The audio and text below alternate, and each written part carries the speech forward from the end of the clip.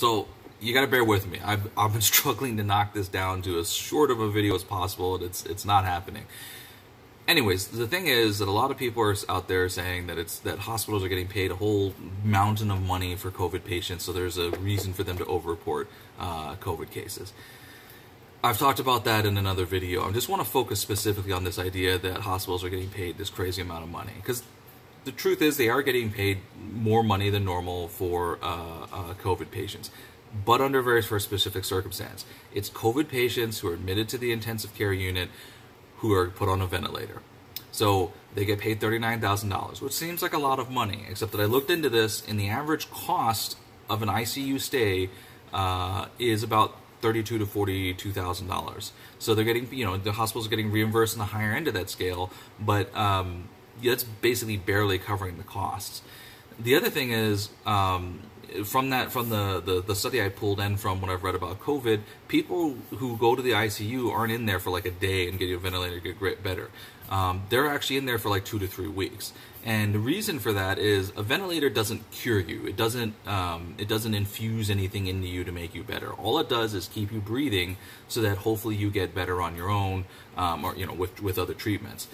It's literally life support. It doesn't fix anything. That's like the first thing they taught me when I worked when I did my rotation in critical care, is the ventilator does not cure patients of any condition. They just keep them from dying.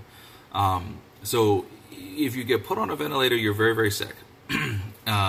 If you get put on a ventilator, you're probably going to be on it for a while because you're very, very sick.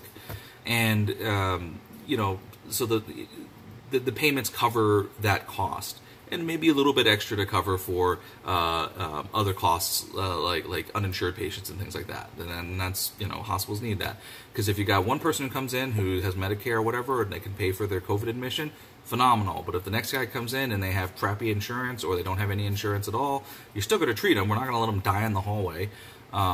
But they cost the same amount for us in the hospital, but they're not going to be able to pay us back at all. So where's that money come from? That money comes from the other guy who actually does have insurance, which is part of the problem of our healthcare system. Anyways, that's a whole other video. So that's why it's not real. It's not real to say that the hospitals want to take all these COVID patients because it pays them really well. They don't. Hospitals get paid basically, in a lot of systems, they get paid per head. They get paid for visit, essentially. They don't get paid every day. They don't get made $39,000 every day that you're there. They make $39,000 for the entire time you're there. So if you're there for 6 months or something recovering from COVID-19, or 3 months or 2 months or whatever it is, they don't get paid any extra for that. I mean, they might. There's a few other codes and stuff they probably can do, but in general speaking, they're not getting paid any extra for that. They're just taking that lump sum and it's done. What hospitals want to do from a financial perspective is have you come in there, have something very expensive done to you, and leave. That's not COVID. That's not ICU care. That's other stuff. What that is elective surgeries. So elective surgeries are things like back surgery, which I've done. Weight loss surgeries, getting gallbladders out and things like that. Things that need to happen medically, but don't need to happen in an emergent situation. You can schedule them ahead of time. That's what the elective part means. It doesn't mean that's like a breast reduction or something like that. Well, breast reductions are pretty important too. But it's not like a breast augmentation or like a nose job. Like those are elective surgeries technically, but the bulk of elective surgeries are not are things that have to happen. They're things that have to happen for people's safety and people's health. So they're ideal for hospitals. Hospitals want you to get those done because you come in, you tie up an operating room for 2 hours, maybe 4 in a really bad back surgery, maybe like 8 hours, and then you're done. And they clean up the OR and they get rid of all the staff and go about their day. And then you spend at most a day or 2 in the hospital, maybe 3, and then you go home. And so they're able to repeat that cycle. A person comes in, gets surgery done, gets out of the hospital maybe the same day, maybe the next day, and they get paid, for every time they go through that cycle. And they don't want to have you stay there forever. In fact, they get after doctors who, for good medical reasons too, but they get after, if you're a doctor whose patients are staying there like 2 weeks after every surgery, hospitals are going to come talk to you and be like, hey dude, What's up with that? Because one, it shouldn't happen. I mean, most doctors are able to get you out of there sooner. But the other thing is, they're going to be like, you're costing us money. We have to pay for these nurses to watch your patients. You're tying up a room. We don't want any of those things. We want you to get your damn patients out so we can get more money in. So the COVID-19 patients, pneumonia patients, they're the exact opposite of that. Hospitals don't make their money off the ICU. They make their money off of elective surgeries and outpatient care, so like emergency room stuff. Emergency room's another great example. You come in, they do some tests, they give you some medication, they charge your insurance a couple $100 or $400 or a couple $1,000 depending on how much they work you up, and they kick you out within like 12 hours at maximum. They don't want you to admit it. There's all these rules that keep people from just being admitted to the hospital. Like, I can't just be like, oh, I would like to admit this patient. No, I've got to, like, if I'm trying to admit somebody, you've got to go through a whole process to do it, because they don't want them. They don't want you to put people on the floor. They want you to kick them back out again so you can get another patient in.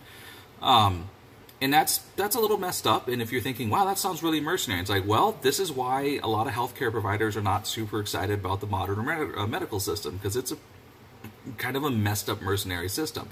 But what it's not going to do is inflate your COVID numbers for ICU admissions, because that's not what the economic incentive is. They don't want that $39,000. I mean, they're going to take it if they got to treat these patients anyways, but they don't want that. And in fact, if you look at the very beginning of the pandemic, did you see how many hospitals, tried to like shut down or reduce their hours, furloughed their staff, cut their pay and stuff like that? It's because they were trying to make it so they didn't have to take any of those COVID patients, because they're like, oh God, we're gonna get these like crazy sick people. We gotta take care of them.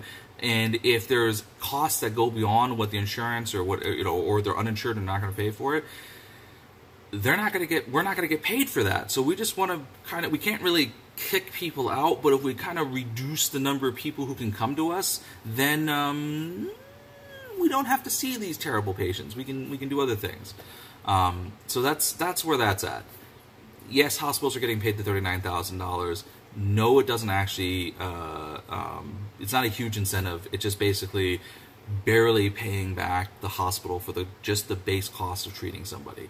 I don't know what else I can say about this. This video's already gone way longer than I wanted to go on this. I hope if you've listened to this long, God bless you for being super bored under quarantine. If you have any questions about health financing and stuff like that, I can look them up for you, because I'm not super good at that particular topic. But I do know a few things, and one of them is the kind of the compensation for these things, and it's not that great. It really isn't. So, yeah.